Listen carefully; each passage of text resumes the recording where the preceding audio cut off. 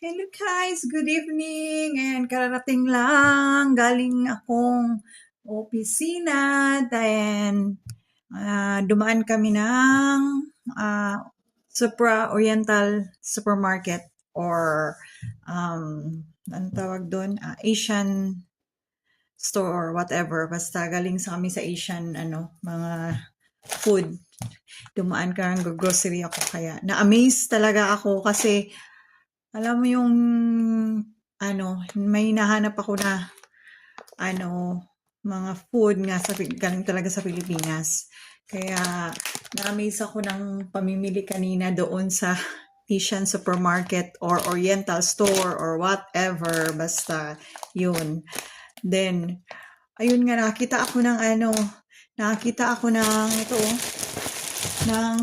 tingnan nyo, kalaki-laki. Kasi magsisinigang ako. Anong tawag doon? Tangkong. Ang pangalan dito sa kanila is Chinsoy? Chunsoy? Like, basta ganun ang pangalan ganitong kasi ganun sa resibo eh. Tapos, nakakita ako ng lemongrass. Kaya bumili na ako. Tingnan nyo kung ilan ang binili ko. 3. Yan. Kasi pag tinulang manok ako, may lemongrass. Sarap kasi pag may ganun. Tapos, ayun, made in Philippines. Yan. Made in Philippines. Ano to? Ligo na maanghang at saka ligong hindi. Ayan. Yan. Tapos, may nakita pa ako. Ito to, Magic Sarap. Yan, nahanap ko talaga. Pag nagluluto kasi, ako mas masarap kasi to. Oh, Magic Sarap. Tapos, nakakita din ako ng bagoong. Ayan, kasi may saging ako na lulutuin. Ayan, isasawsaw ko to. Tapos, ito, made in Philippines to also.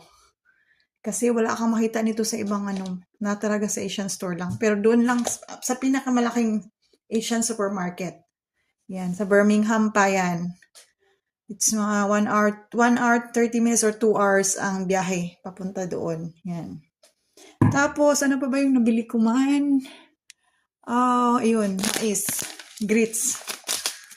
Ayan. Mais sa Pilipinas. Corn grits. Ayan, nakabili ako niyan.